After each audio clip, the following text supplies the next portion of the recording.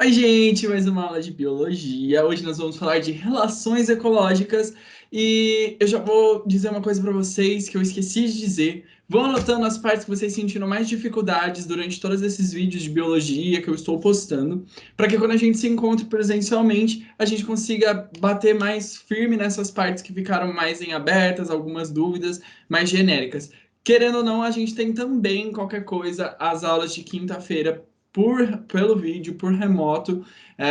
Então, entrem, tirem as dúvidas, conversem com a gente sobre. E também a gente está liberado aí, os comentários aqui embaixo, as nossas redes sociais, para que vocês tirem as dúvidas. Antes de mais nada, vamos logo ao que interessa. Vamos lá, gente. Hoje nós vamos falar de relações ecológicas. O que é relações ecológicas? Relações ecológicas nada mais é do que a relação entre seres, entre espécies. Porque nós estamos falando de ecologia, certo? Nós já aprendemos o que é ecologia. O que é ecologia? Isso mesmo que você pensou. A relação do ser com o ambiente ou com a espécie ou com ele mesmo. Então nós temos aqui as relações ecológicas falando especificamente das relações de uma espécie com ela mesma ou com outras espécies. E baseado nisso, as relações ecológicas elas vão ter dois tipos, divididas em dois, que no caso o primeiro tipo é a intraespecífica, que é a relação que acontece com seres da mesma espécie. Então, a relação de seres que têm a mesma espécie, lembra como você caracteriza uma mesma espécie, como eu digo que isso é da mesma espécie que aquilo, a gente já aprendeu nesses vídeos, exatamente, quando há uma relação entre os dois e eles conseguem produzir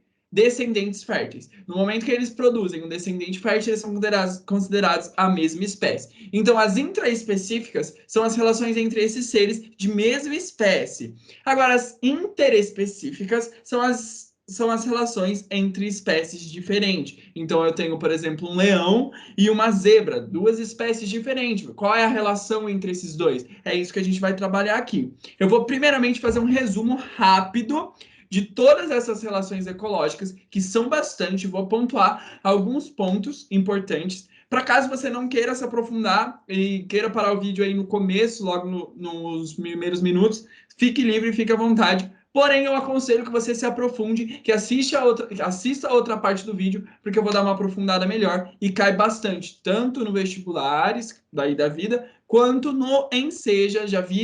Como eu disse, a gente estudou várias provas e já caiu bastante sobre isso, então deem uma olhada, porque é uma das coisas principais.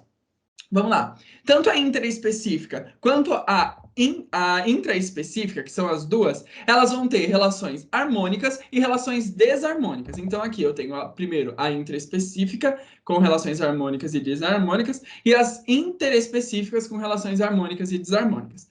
Chave aí, fechou. Então, eu tenho, vamos lá, resumo rápido. Eu tenho a relação entre espécies, aí é dividido em duas: relação da espécie com ela mesma e da espécie com outra espécie. Ponto. Essas relações podem ser harmônicas ou desarmônicas. Gabriel, qual é o sentido de harmônica e desarmônica? Simples, gente. Uma coisa harmônica é uma coisa tranquila, uma coisa que não tem prejuízo, não é tudo muito good vibes, muito bom. Agora, quando a gente fala de algo desarmônico, nós estamos falando em algo que alguma coisa ali não está funcionando bem, alguma coisa ali está destoado, está perdendo, não é 100% ganho, entendeu? Agora, é basicamente isso a questão harmônica e desarmônica. Então vamos lá, vamos começar pelas intraespecíficas, que são as relações do quê? Da mesma espécie.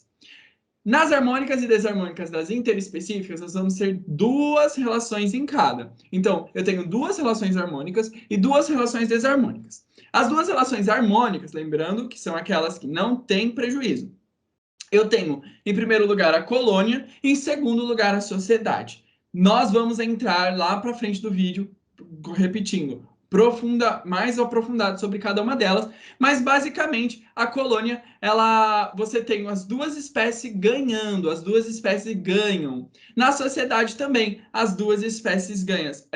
É por isso que elas são harmônicas. Só tem ganho, não tem perca, não tem alguém ali sendo negativado. Já nas desarmônicas, a gente tem, por exemplo, o canibalismo, onde uma espécie ganha e um indivíduo, né, como nós estamos falando da mesma espécie, então é um indivíduo dessa espécie está ganhando e o outro está perdendo. Na mesma coisa da competição. Lembra que eu disse no vídeo retrasado sobre competição que é perca para os dois indivíduos, mesmo que a gente tenha um vencedor, entre aspas, a perca para os dois. A competição, ela é prejudicial para os dois. Então, nas harmônicas e nas desarmônicas a gente tem essas relações. Depois, lá embaixo no vídeo, a gente vai entrar em detalhe de cada uma delas, explicando cada uma, ok?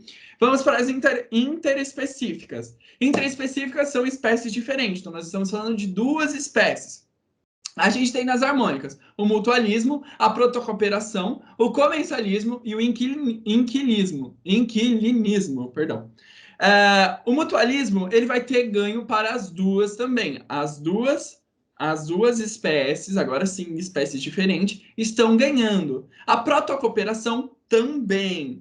O comensalismo vai ter uma espécie se beneficiando e a outra espécie neutra. A outra espécie não está ganhando e nem perdendo, tá? E a mesma coisa acontece no inquilinismo. A gente tem um indivíduo ganhando, tendo ganho positivo, e o outro ali no neutro, sem ganhar, sem perder, para ele tanto faz, tanto fez. As desarmônicas, a gente tem a competição novamente, só que agora com uma competição entre espécies diferentes. Lembra? Quando eu estava falando em competição na intraespecífica, eu estava falando uma competição entre dois seres da mesma espécie. É a mesma coisa de eu começar a competir com alguém, com meu irmão, por exemplo.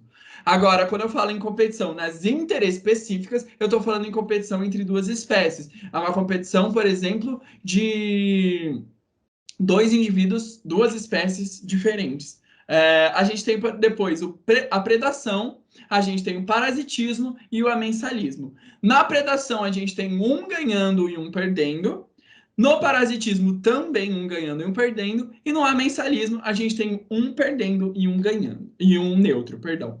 Então, a gente tem aqui as relações de ganho e perca de cada uma das relações, tá? Um beneficiando e o outro não. Se elas são harmônicas ou desarmônicas, intraespecíficas ou intraespecíficas. Isso é um resumo bem simples, bem rápido, bem sucinto, bem fajuto, para que você entenda assim de uma forma geral. Agora a gente vai entrar em cada uma dessas relações e explicar um pouco como elas funcionam, porque é o que mais se pede, é o que mais cai, é o que mais é pedido. Então vamos começar aqui, ó. Tem as letrinhas A, B, C, D, E, F, G, H, I, J, K e L. A gente vai seguindo as letrinhas e vendo cada uma delas. Então a gente vai começar pelas intraespecíficas, que são aquelas da mesma espécie. Começar duas harmônicas, duas desarmônicas. E depois a gente vai para as intraespecíficas. Vamos lá. A primeira é a colônia. O que é colônia? Quando eu falo de colônia, eu estou falando de organismos que estão unidos anatomicamente. O que isso quer dizer, Gabriel? Eles juntos, eles estão totalmente grudados, que eles parecem ser uma espécie só, quando na verdade eles são vários indivíduos que estão grudadinhos, que estão juntinhos, e o conjunto desses indivíduos parece que é um ser só, mas na verdade são vários, e isso é chamado de colônia. Então a gente tem, por exemplo, as colônias dos corais, que a gente tem lá um monte de coral, tudo um juntinho do outro, que num conjunto eles formam uma colônia, eles parecem um único ser. E aí esses corais, eles vão, por exemplo, dos corais, esses indivíduos numa colônia, eles vão trabalhar de uma maneira cooperativa e aí vai fazer com que todos eles sobrevivam juntos. Então, é tipo assim, eles se juntaram anatomicamente, eles não conseguem viver independentes um do outro, eles são dependentes, totalmente dependentes um do outro, não são possíveis de viver isoladamente, eles precisam, eles necessitam estar grudados, estar em colônia, isso estarem juntos, e é essa a colônia. A colônia é essa necessidade dos indivíduos estarem unidos anatomicamente, independentes um do outro.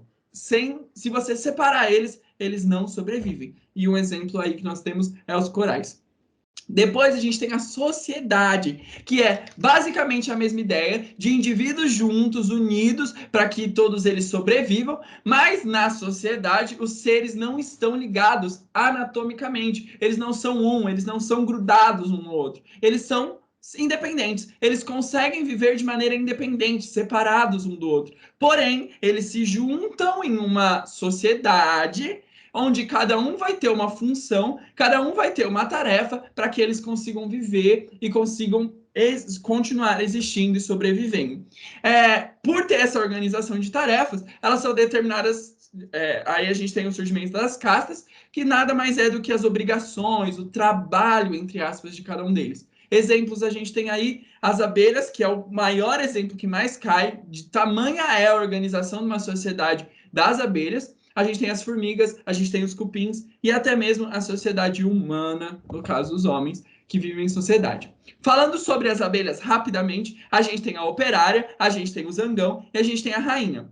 As operárias são abelhas que não são férteis, elas são estéreis, elas não produzem, elas não têm filhos, elas são estéreis, são as operárias. Elas vão ser responsáveis pela limpeza da colmeia, pela fabricação de mel, pela proteção também da colmeia e muitas outras funções, elas vão fazer tudo. O zangão, ele é o responsável apenas pela fecundação da rainha. Então ele vai lá, vai fecundar a rainha, depois que ele fecundar a rainha, ele simplesmente é expulso da colmeia e é mandado embora. A rainha é aquela responsável por produzir descendentes. Uma coisa interessante que vocês precisam entender, precisam saber. As abelhas, no caso, o zangão, que é a abelha macho, ele é haploide. Já as abelhas femininas são diploides. Gabriel, que diabo é isso que você está me falando? Gente, estou falando em questão de conjunto de cromossomos, ok? O zangão, ele vai ter apenas um número de cromossomos. Então, ele vai ser haploide, vai aparecer tipo assim, um N ou só N na questão dos cromossomos do zangão. Já a rainha e as operárias, elas vão ser diploides, elas têm 2 cromossomos. Então, elas são um 2 e um N, assim, para quem fizer a cargo de conhecimento, porque pode cair. Outra coisa, o zangão, ele não é fruto de uma relação sexuada. Que é isso? Os zangão, eles são as operárias, elas vão nascer do quê? Da fecundação do óvulo da rainha com o zangão. Então, eu tive lá uma relação sexuada, uma relação onde teve um envolvimento entre a parte feminina e a parte masculina e gerou as operárias, gerou um outro ser. Já o surgimento da abelha macho nada mais é do que os óvulos da rainha que não fecundaram, não tiveram o quê? A fecundação do gameta masculino, se transformam no zangão. E é por isso que eles são haploide, porque eles não receberam o gameta que precisava. Então, eles têm apenas um cromossomo, ok? E isso é chamado de partenogênese. Então, a gente tem o zangão nascendo por partenogênese, por relação assexuada. Não tem relação sexual, digamos assim, entre duas espécies para que se tenha a formação de um zangão. Ele nasce de maneira assexuada. Agora, as operárias, elas já nascem, e as rainhas já nascem de maneira sexuada. Vamos lá. Canibalismo. Agora a gente entrou para a parte de desarmônicos. Ali a gente estava falando de relações harmônicas.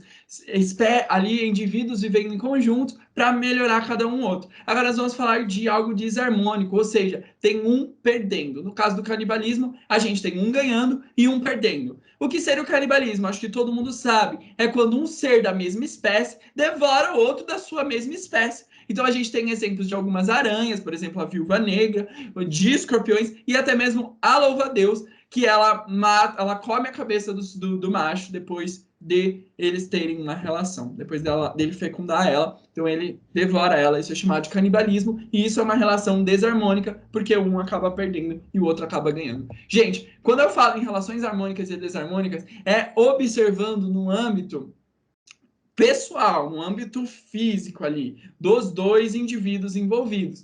Porém, essas relações, elas podem ser, uma relação desarmônica, ela pode ser harmônica se você observar ela num conjunto geral. Por exemplo, o canibalismo, se você observar entre as entrelinhas, é algo harmônico para a sociedade dos louva-a-Deus. Agora, para o louva-a-Deus, para esse conjunto ali, os dois louva-a-Deus, analisando eles individualmente, um saiu perdendo e um saiu ganhando. É por isso que é desarmônico, ok? Vamos para a competição, que nada mais é de quando dois seres da mesma espécie precisam competir entre eles, seja por água, seja por fêmea, seja por ambiente, seja por local. A sociedade, o ambiente vai fazendo com que eles precisem competir entre eles para que um deles sejam favorecidos, um deles sobreviva. Isso vai fazer com que o quê? Com que os mais velhos acabem morrendo e ficando de lado e sobrevivendo somente os mais fortes, os mais sábios, os mais inteligentes ali, no caso, quando se trata de uma sociedade animal. A competição, ela vai ser um regulador de densidade populacional. O que isso quer dizer, Gabriel? É ela que vai ali dar uma controlada na quantidade de indivíduos que tem aquela população, evitando que tenha uma superpopulação delas. Agora a gente vai entrar, isso daqui, tudo que eu falei até agora, foi relações entre espécies iguais, então seres da mesma espécie. Agora a gente vai entrar nas relações entre espécies diferentes. Então, a partir de agora, nós estamos falando de dois indivíduos diferentes e não de indivíduos iguais. Começando pelas harmônicas, aquelas que favorecem os dois envolvidos. A gente tem primeiro o mutualismo. Eu já falei de mutualismo para vocês na aula passada do ciclo do nitrogênio, quando eu disse que quem lembra, eu tenho certeza que vocês lembram, que nas raízes da leguminosa existiam as bactérias do tipo Rhizobium, que elas eram responsáveis por pegar o nitrogênio e transformar em amônia. Vocês lembram disso? Exatamente. E eu disse para vocês o quê? Essa é uma relação de mutualismo. Exato. O mutualismo nada mais é do que indivíduos que eles necessitam de forma obrigatória um do outro. Um não consegue viver sem o outro, eles são dependentes um do outro. Então, um exemplo que eu já dei para vocês, a leguminosa e as raízes e as bactérias na raiz dessa leguminosa. Por quê? Essas bactérias vão entregar para as leguminosas o nitrogênio, que é aquilo que ela precisava, e as leguminosas vão devolver para as bactérias substâncias que elas precisam para sobreviver. E é por isso que, se eu remover uma da outra, elas não vão sobreviver, porque uma depende da outra. A sobrevivência de uma, de forma obrigatória, depende da outra. Agora a gente vai falar de protocooperação, que é a mesma ideia de mutualismo. A única diferença é que um ajuda o outro, mas eles conseguem viver de maneira separada. Eles conseguem sobreviver um sem o outro. Então, se acabar com as leguminosas, eu ainda vai ter as bactérias Rhizobium? Não, elas vão acabar. Agora, neste caso aqui, se eu acabar com, por exemplo, o pássaro anu, os bois vão continuar existindo. Se eu acabar, por exemplo, com o pássaro palito, os crocodilos ainda vão continuar existindo. Por quê? Eles não dependem, a sobrevivência deles não dependem um do outro. Mas o que é a protocooperação? Cooperação, já ouviram essa frase, né?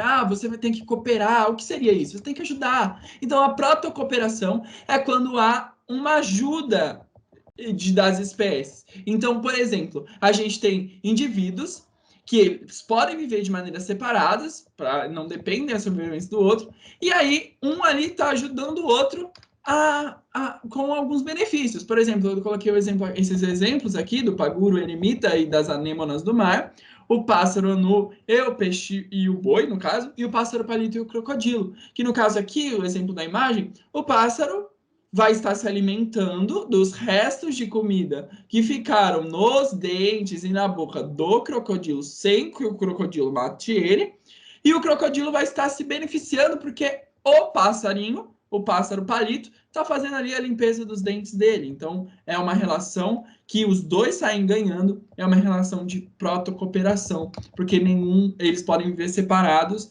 mas um ajuda o outro.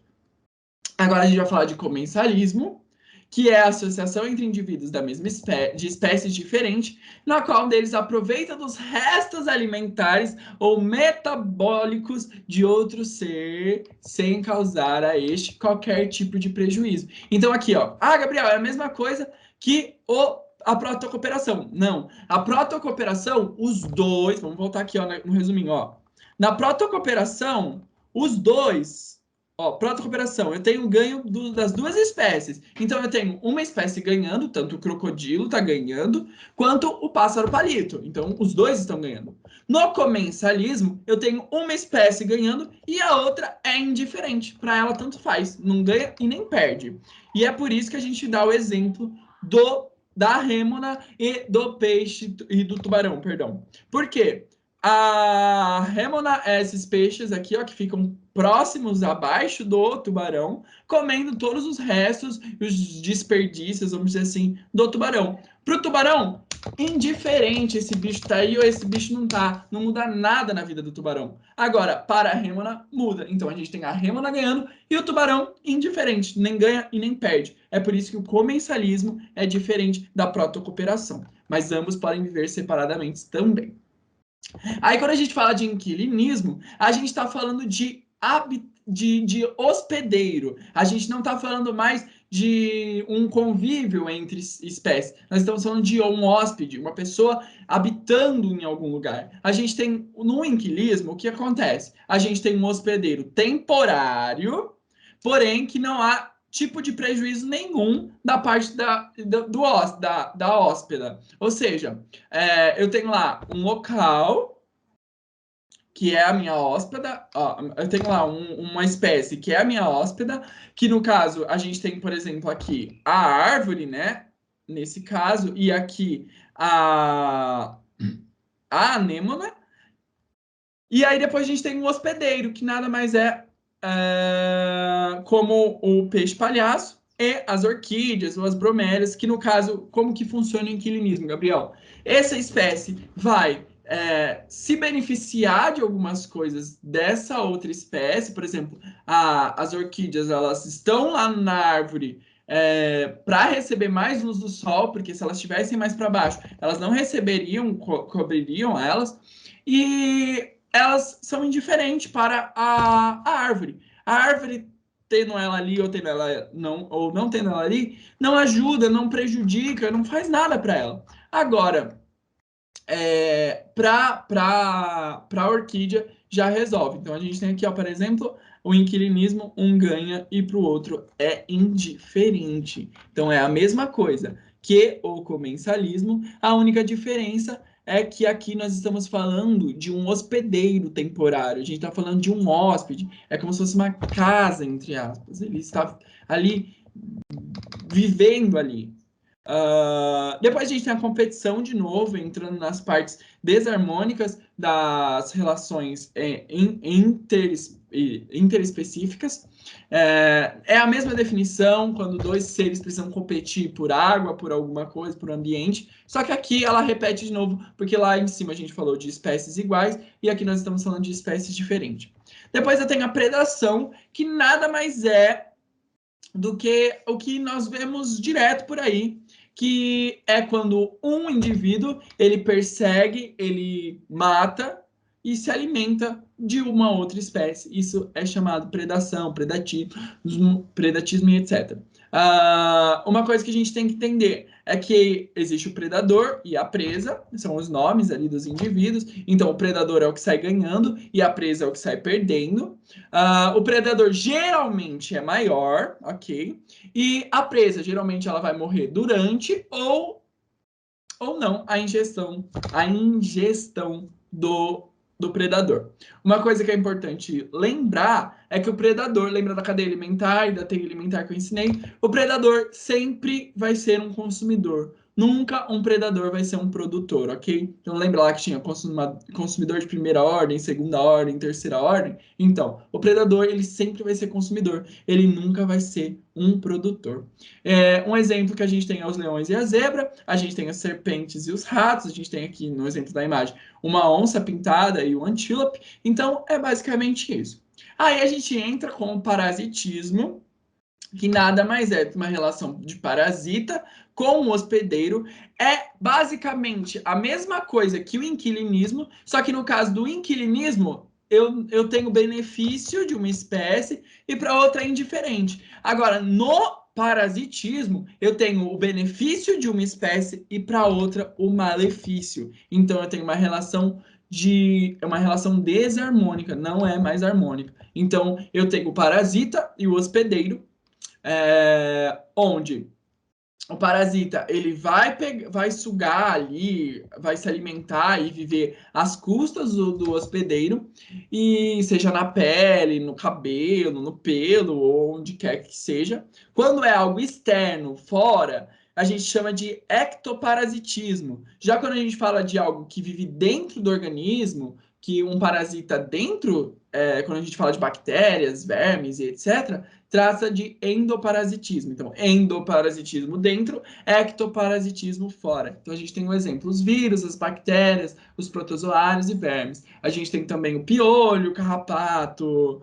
e etc., que são exemplos de parasitismo. Gente, só corrigindo, aqui em cima eu disse que o hospedeiro era a orquídea e o peixe palhaço, mas é ao contrário, tá? O hospedeiro é a anêmona e a árvore, e a hóspeda é os outros dois. Agora, vamos falar, por último, do amensalismo, que nada mais é quando uma espécie não está sendo beneficiada com o que ela está fazendo, só que o que ela está fazendo está matando outras espécies. A gente tem ali, então, um indivíduo que ele vai acabar matando ou prejudicando outras espécies, só que para ele não está fazendo nem benefício nem malefício. Então, tipo assim, para ele é indiferente. A gente tem até um exemplo de uma espécie de alga que ela acaba soltando uma toxina no mar, tipo assim, que para ela indiferente, não, ela não está ganhando e nem perdendo fazendo isso, para ela não muda nada.